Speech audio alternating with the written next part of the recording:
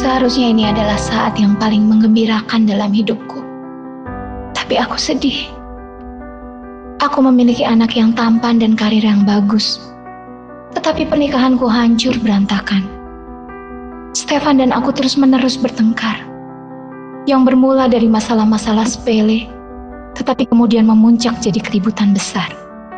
Salah satu pertengkaran terhebat kami adalah tentang masalah seks. Atau lebih karena kami jarang melakukannya. Sebelum Max lahir, kehidupan seksual kami sangat hebat. Tetapi sejujurnya, sekarang ini aku hampir tidak pernah berpikir tentang seks. Mungkin karena aku terlalu lelah. Aku ingin mempunyai anak lagi. Tapi Stefan bilang bahwa aku hanya memanfaatkan dia sebagai pabrik penghasil bayi. Kami bertemu melalui teman dan menikah setelah 9 bulan pacaran. Pernikahan kami luar biasa. Kami merayakannya di sebuah restoran mewah. Kemudian kami berbulan madu selama 10 hari di Bali. Kemudian aku kembali bekerja. Aku adalah wakil direktur yang bertugas merencanakan dan mengembangkan rumah sakit besar. Tapi, sejak aku berusia 35 tahun, aku menginginkan sebuah keluarga.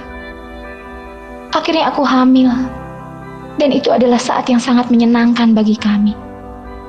Aku merasa hebat, dan meskipun berat badanku naik 20 kilo, aku ingat bahwa saat itu adalah saat yang menarik dalam kehidupanku. Kami bepergian, membuat rencana-rencana, dan bercinta dengan hebat. Aku bekerja sampai seminggu sebelum melahirkan. Kemudian aku mengambil cuti melahirkan selama 2 bulan. Tapi, proses melahirkan yang kualami sangat menakutkan. Setelah 17 jam kontraksi, dokter memutuskan untuk mengoperasi aku.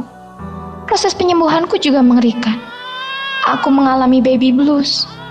Aku merasa segala sesuatu di luar kendali, dan aku mengalami kepanikan. Aku takut bila anakku akan tumbuh dan membenciku, seperti aku tidak menyukai ibuku sendiri. Tapi beruntungnya, ketika aku merasa seperti itu, suamiku menjadi ayah sejati. Aku tidak tahu kapan kami mulai bertengkar. Kami berdua sama-sama temperamental. Aku suka berteriak, ibuku juga. Dan Stefan bisa sekasar ibuku. Tetapi yang paling membuatku marah adalah bila dia mulai mengacuhkanku. Mengacuhkanku adalah hal terburuk yang bisa kamu lakukan untuk membuatku marah. Karena hal itu mengingatkanku pada ibuku. Aku dan ibuku mempunyai hubungan yang buruk. Karena menurutku ibu jelas lebih menyukai adikku Yuli. Dan sampai sekarang pun, aku tidak dekat dengan Yuli. Yuli melakukan segala perkataan ibu. Sedangkan aku adalah anak nakal, anak egois. Dan aku cemburu terhadap perhatian ibu kepada Yuli. Aku adalah anak papa. Meskipun sekarang papa sangat menyayangi Stefan. Mereka seperti sahabat, seperti ayah. Stefan bekerja dalam perusahaan keluarga. Mereka memproduksi tas dan aksesoris dari kulit. Sejujurnya aku tidak pernah menyukai mertuaku. Ayah mertuaku adalah orang yang seenaknya. Aku tahu Stefan tidak bahagia dan tertekan. Tapi ia mengidolakan ayahnya dan terus berusaha membuktikan diri.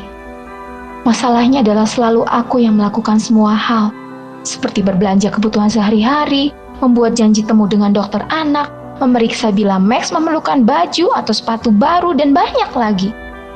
Haruskah aku juga yang mengingatkan Stefan untuk melakukan hal-hal yang ia janjikan untuk dikerjakan? Kadang aku sendiri juga tidak mengerti kenapa aku merasa terganggu. Ketika Stefan mencoba membantu, semuanya menjadi keliru. Dia mengajak Max jalan-jalan ke taman, tapi lupa membawa botol susu dan topi. Dia menawarkan untuk mengawasi Max sehingga aku bisa berbaring sejenak. Tapi bila Max menangis, Stefan memberinya jus, meskipun saat itu menjelang waktu makan malam. Sehingga waktu tiba jam makan malam, Max tidak lapar lagi. Aku terus mengatakan kepadanya bahwa anak-anak menyukai rutinitas. Tetapi ia tidak paham. Aku memberinya artikel-artikel tentang perawatan anak, tapi dia tidak pernah membacanya. Kemudian bulan lalu, Stefan memberitahu bahwa ia ingin memulai usahanya sendiri. Dan aku pikir, ayolah, bersikaplah realistis. Memulai perusahaan sendiri bolehlah. Ketika kamu berusia lebih muda, kita akan membutuhkan waktu bertahun-tahun untuk mendapatkan keuntungan. Apa aku yang harus membiayai kami bertiga?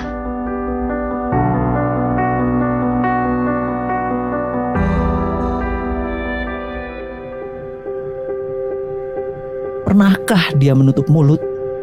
Saya sudah tidak tahan terhadap kegelisahan dan kepanikannya terhadap hal-hal sepele yang terus-menerus muncul. Menurut Laura, hidup itu sangat berat.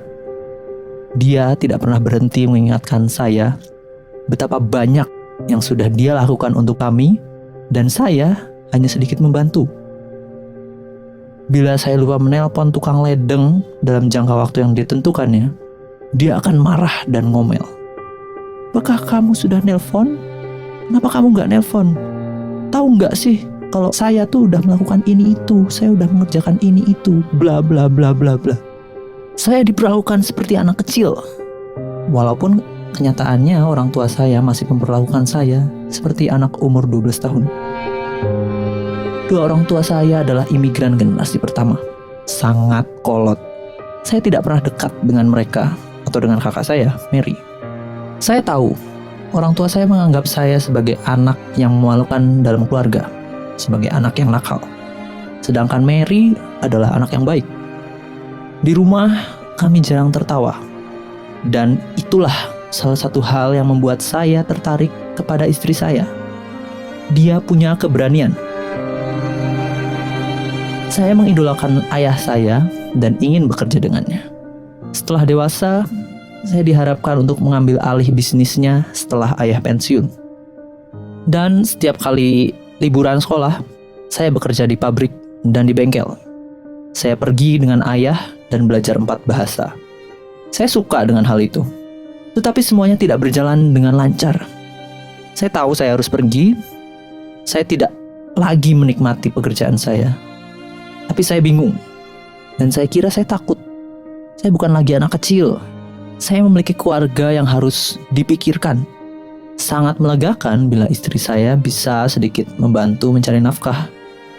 Tapi bila saya bicarakan ini dengan dia akan segera panik. Saya pikir saya nggak bisa bicarakan hal ini dengan Laura. Laura itu orangnya perfeksionis. Dia nggak mau menerima pendapat orang lain ataupun dari saya. Saya coba untuk bantu, tetapi dengan Laura saya tidak pernah berhasil. Coba tebak, apa yang saya lakukan? Saya nggak mau nyobain lagi. Titik. Saya tidak akan baca artikel dari majalah tentang bagaimana memandikan anak atau yang lainnya. Saya sudah menghadiri setiap pertemuan dengan dokter anak bersama Max. Apakah saya memang bukan pasangan yang baik? Dia tidak menghiraukan saya, dan saya sudah bosan dengan semua itu. Bila saya lupa bawakan topi untuk Max, itu akan jadi masalah besar. Padahal saat itu Max sudah pakai jaket hoodie, toh dia akan tetap hidup kan? Saat itu, ketika saya berikan sedikit jus kepada Max sebelum jam makan malam yang telah diatur Laura pada jam 7 malam, Laura menjadi sangat marah. Dan kamu gak akan percaya apa yang keluar dari mulutnya. Malam yang lalu saya begitu marah, lalu meninju pintu. Lalu dia minta saya untuk mengatakan maaf kepadanya. Bila ada orang yang mengatakan kepada saya untuk minta maaf, saya akan kehilangan kontrol dan marah. Kata-kata itu mengingatkan pada apa yang dikatakan orang tua saya.